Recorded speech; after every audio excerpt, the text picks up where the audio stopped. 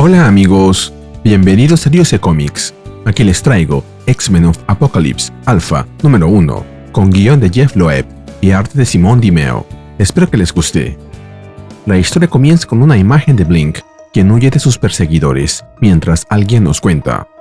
Supervivencia es la única palabra que Blink ha conocido toda su vida, como si fuera el nombre de una religión sin esperanza. El mantra del Señor Oscuro de todos los dominios, la supervivencia del más apto, aquel que aplastó a la población Homo sapiens, aquel que tomó a los Homo superior y los convirtió en la clase gobernante. Blink consigue teletransportarse, pero no puede deshacerse de sus perseguidores, por lo que pide la ayuda de Creed. Mientras tanto, la narración continúa.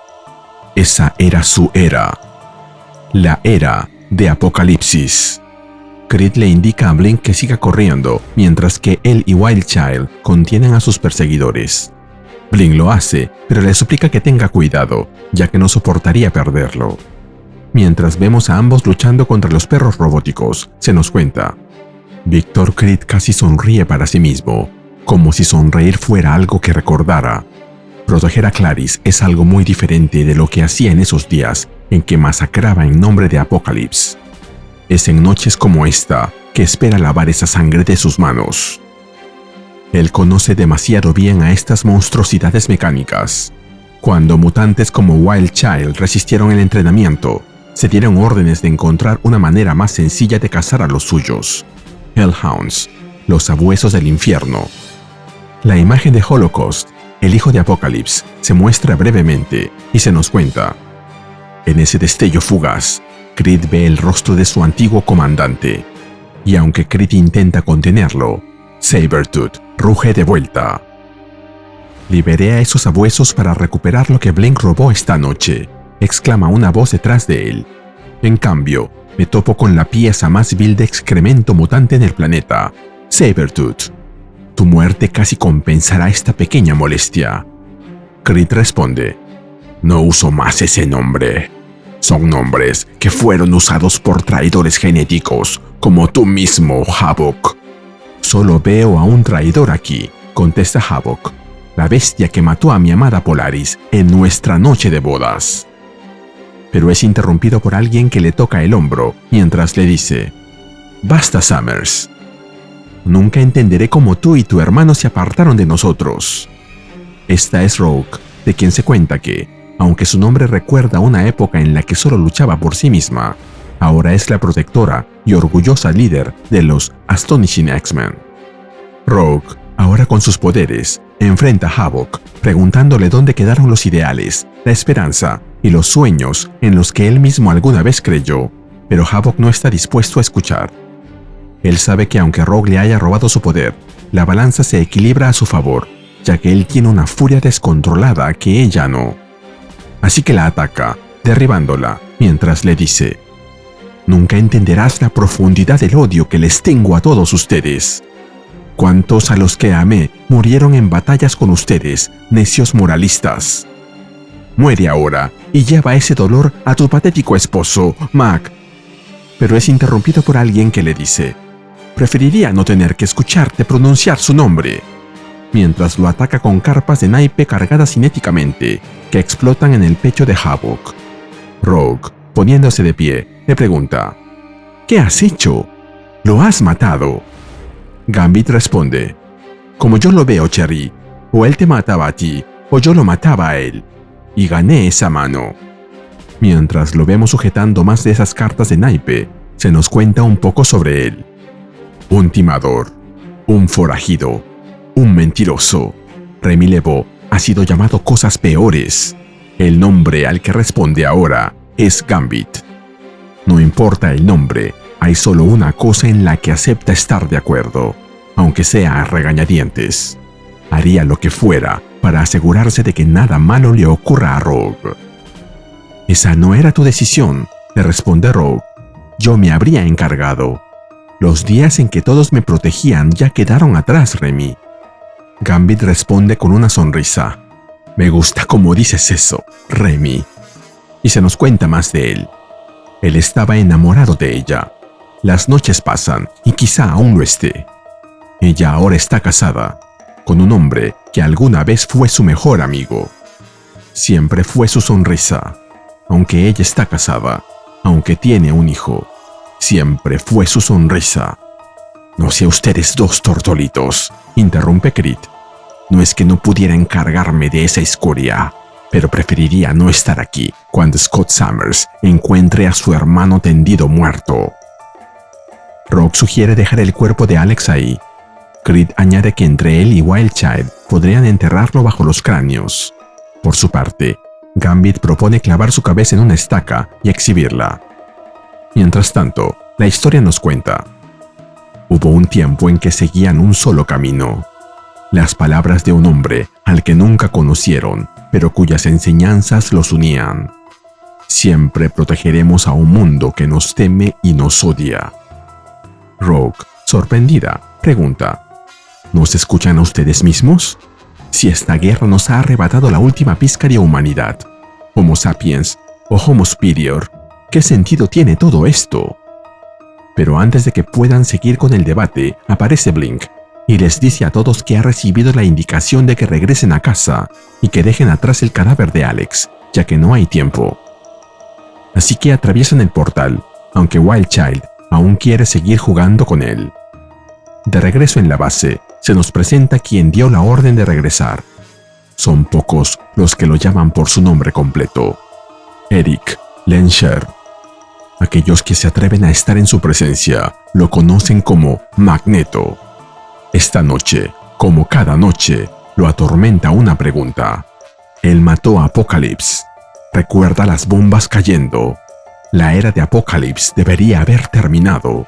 ¿Por qué no fue así? «Dime qué buscan», pregunta Magneto. En eso, la mochila que llevaba Blink en la espalda mientras huía empieza a cambiar de forma, mientras canta.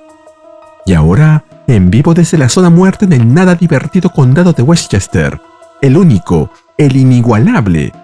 Vaya, espero que sea el único o mañana estaré hablando con esos abogados de Disney. El más grande showman. No digan eso frente a Logan, por alguna razón lo saca de quicio. El maravilloso Morph. Mientras Rogue, Gambit y los demás lo observan. Gambit exige respuestas, recordando que arriesgaron sus vidas en la misión para rescatar a esa banda de goma mutante, pero Magneto no le hace caso y le pregunta a Morph: «Hace 3 semanas te envié a Chicago a descubrir su misión. No me hagas parecer un tonto, Morph». «¿Yo?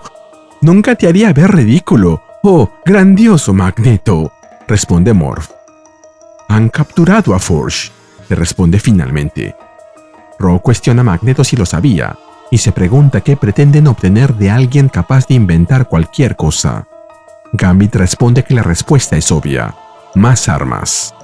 Blink interrumpe para defender a Magneto, asegurando que ellos seguirían sus órdenes hasta el infierno si fuera necesario, ya que se lo ha ganado. Mientras tanto, se nos cuenta. Por un instante, Magneto no puede evitar preguntarse: ¿ha perdido su confianza? ¿O la tensión tiene más que ver con Rogue y Gambit estando en la misma sala? «Gracias, Clarice», responde Magneto. «Aunque no necesito que hables por mí. Tu fe en mí es apreciada. En cuanto al resto, no sabía que buscaban a Forge ni el motivo. Pero una vez que lo localicemos, llevaremos la batalla de regreso a ellos con creces». «Oh, sé dónde está, Watson», interviene Morph. «Solo que es el último lugar en la Tierra en el que cualquiera de nosotros quisiera entrar». Poco después, vemos a Storm flotando en el aire, quien le dice a Magneto que está en posición. De ella se nos cuenta. Storm: muy pocas cosas sacuden a Aurora Monroe, pero incluso ella, que puede controlar el mismo aire que respiramos, debe contener la respiración al ver la antigua ciudadela de Apocalypse. Aquí, el mal que alguna vez se conoció como En-Sabanur se asentó y construyó una fortaleza, el último lugar al que querrías entrar. «Apágalo», le ordena Magneto, y ella lo hace con un pulso hiperelectromagnético. También vemos a Iceman, de quien se cuenta que, con un solo toque ártico, hace que las partículas subatómicas se congelen. Finalmente, Morph toma la forma de una bola de demolición para derribar la estructura. «Forge, venimos por ti», grita Rogue, pero se nos cuenta un poco más sobre ella. A pesar de su valentía, ella está distraída, molesta por haberse enfrentado a su esposo, especialmente frente a los demás, especialmente frente a Gambit. Una vez dentro, son sorprendidos por los Infinites, el ejército de ratas de laboratorio creado por Mr. Sinister. Al verse rodeada por ellos, Rogue exclama: «Puede que sean monstruos sin alma hechos de ADN mutante, pero cometieron un gran error al usar armaduras de metal». Hace mucho tiempo, ella tomó una decisión. Eligió a Magneto, el maestro del magnetismo, a quien vemos aparecer en escena, destruyéndolo todo, mientras exclama: «Sin importar su ADN, su lealtad a esta ciudadela del mal termina esta noche». Y luego, mirando a Rogue, agrega: «Ha pasado un tiempo desde que te tuve a mi lado en batalla, amor mío». «A tu lado, contigo, siempre», le responde ella, pero son interrumpidos por otra voz que les dice: «Deténganse, podrían haber tocado la puerta. Después de todo, yo quería que vinieran». Ahí vemos a Mr. Sinister encarando a Magneto, quien le dice: «No me importa lo que quieras, Sinister. Vinieron por Forge y por respuestas», interrumpe Mr. Sinister. «Tendrán ambas cosas, pero dense prisa, no tenemos mucho tiempo». Mi esperanza es que no lo vean como un rescate, sino como una revelación. Nunca habrías confiado en una invitación, pero tu compañero, el que cambia de forma, a quien enviaron como espía, cumplió el papel de mensajero sin saberlo a la perfección.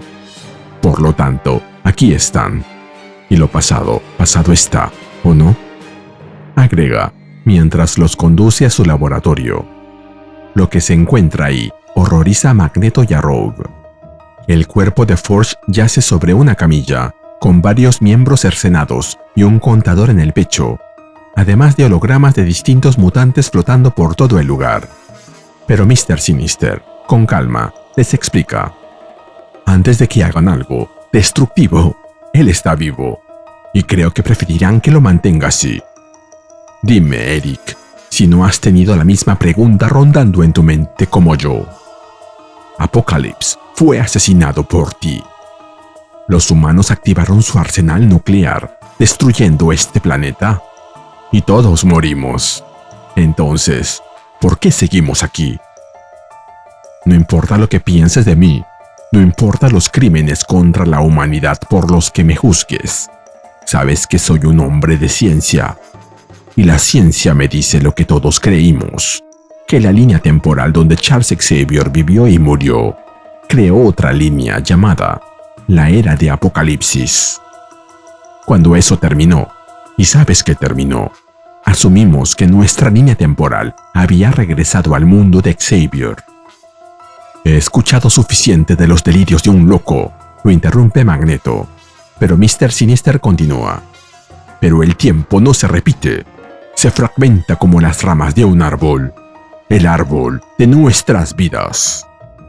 Sin hacerle mucho caso, Magneto le dice que se llevarán a Forge, y le advierte que no intente detenerlos, a la vez que utiliza sus poderes para completar su cuerpo y moverlo en dirección a ellos.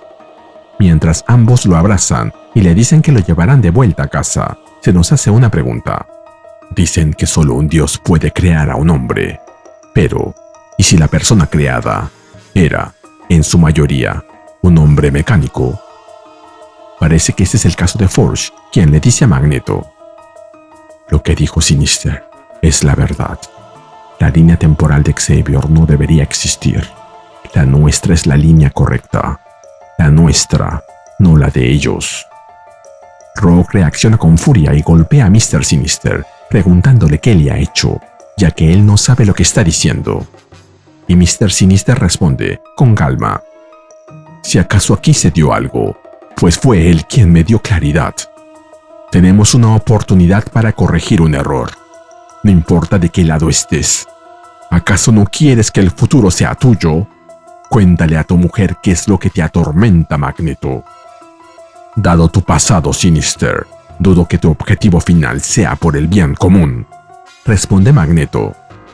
Forge viene con nosotros, y si percibo la menor traición, te enterraré bajo este terreno profano. Mr. Sinister responde. Yo no soy el villano aquí. Yo no soy quien puede arreglar la línea temporal. Esa responsabilidad, esa carga, recae únicamente en Forge. Finalmente, Forge interviene diciendo, no puedo hacerlo solo, pero sé a quién necesito para lograrlo. Gracias por llegar hasta aquí. Si aprecias mi trabajo y deseas más contenido similar, regálame un like, suscríbete y activa la campanita. Gracias. En esta ocasión mandaré saludos a Devil Chris 5628. Gracias por formar parte de la familia de Ryuse Comics. Nos movemos de nuevo a la base.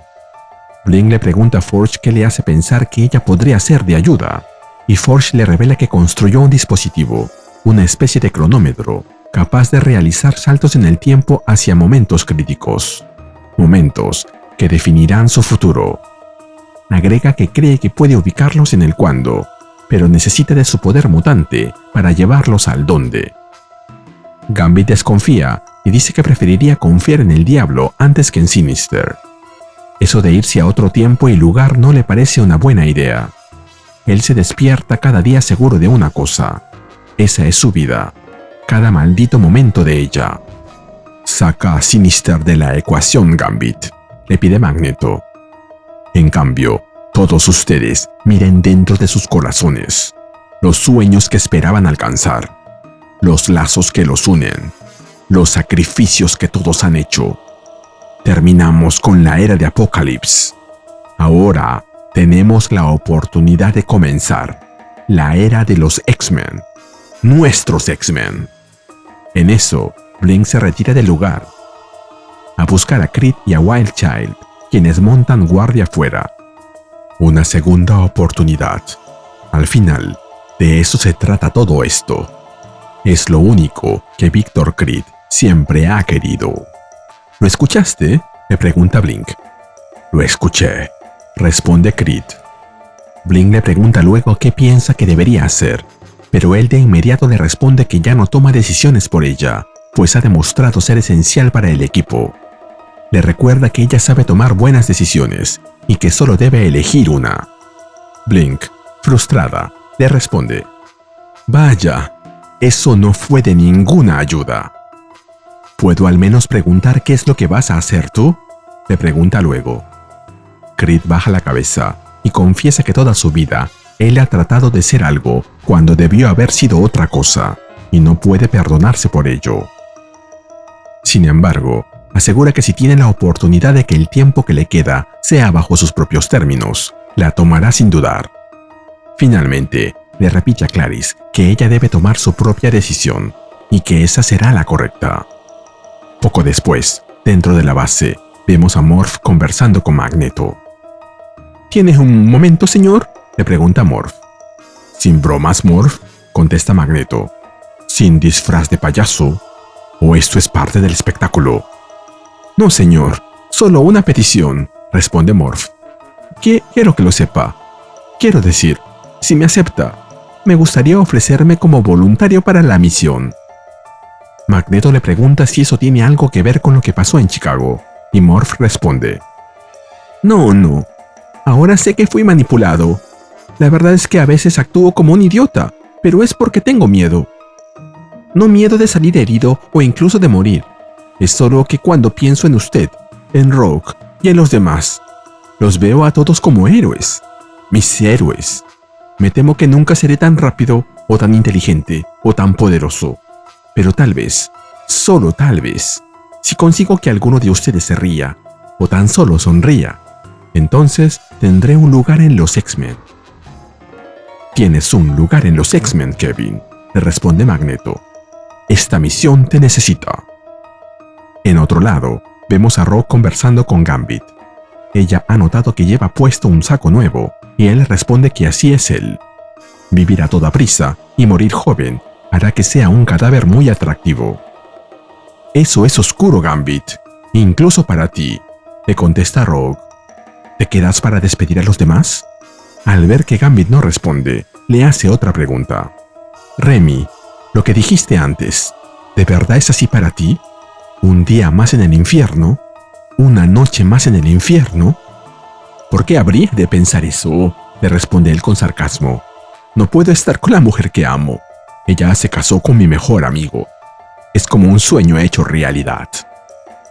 ¿Todavía la amas?, le pregunta Rogue. Pero Gambit esquiva la pregunta. Por el contrario, le dice: me verás en el despegue. Voy a ir con ustedes. No por ti, ni siquiera por él. Pero tal vez, cuando todo se ponga en su lugar, las cosas serán como un sueño hecho realidad.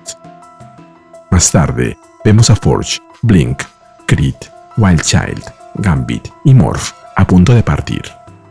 Ellos no saben si volverán a verse otra vez, o si lo hacen, en qué se habrá convertido su mundo.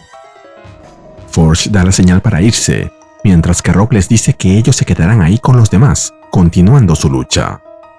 Magneto agrega: sepan que, donde sea que esto los lleve, ustedes son amados y admirados por todos los que alguna vez fueron parte de nosotros, los X-Men. Los 6 mutantes juntan sus manos, y Blink utiliza su poder para comenzar el viaje. Magneto los despide con solemnidad, diciéndoles: que Dios los acompañe, mis X-Men. Este es el final del principio. Nos movemos a The Citadel, la Ciudadela, en la ciudad de Nueva York. Holocaust, el hijo de Apocalypse, uno de los 2 jinetes restantes que alguna vez gobernaron bajo su mando, aparece delante de Mr. Sinister y le pregunta si tuvieron éxito. Mr. Sinister responde: una descarga de energía registrada en la zona muerta. Puedo decir con relativa certeza que la misión ha comenzado. Entonces estamos un paso más cerca de devolver nuestra línea temporal a la gloria de la era de mi padre, comenta Holocaust. Y Mr. Sinister contesta: como te dije, Holocaust, cuando aceptamos esta descabellada alianza, me importa poco eso de la supervivencia del más apto de Apocalypse. Yo solo quiero que me devuelvan lo que era mío. Volvemos con los X-Men, quienes han llegado a su lugar de destino. El cielo es azul, y la vegetación abunda en los alrededores de lo que se presenta como la escuela de Xavier para jóvenes superdotados. ¿Qué es ese olor tan maravilloso?, pregunta Morph. Estás bromeando, ¿verdad?, responde Creed. Es aire limpio, Morph. Gambit pregunta en qué momento o lugar se encuentran, y Forge intenta calcularlo, aunque algo interfiere con sus dispositivos. De pronto, Blink alerta al grupo al señalar algo en el cielo. Y cuando levantan la mirada, ven a quien está delante de ellos. Una versión alternativa de Nathan Summers, Cable, quien fue concebido por manipulación genética de Mr. Sinister, usando ADN de Scott Summers y Jean Grey. Pero aquí, su nombre es Nate Grey, posiblemente el telépata y telequinético más poderoso de esta tierra, X-Man. Él está confundido, está preocupado y es muy peligroso. Nate, con la energía saliendo de uno de sus ojos, solo les dice: no deberían estar aquí. Y se nos cuenta que esta historia continuará en X-Men of Apocalypse número 1. Y así terminamos con el video. ¿Qué te pareció? Dímelo en los comentarios y te espero en el siguiente video de Ryuse Comics. Nos vemos allí.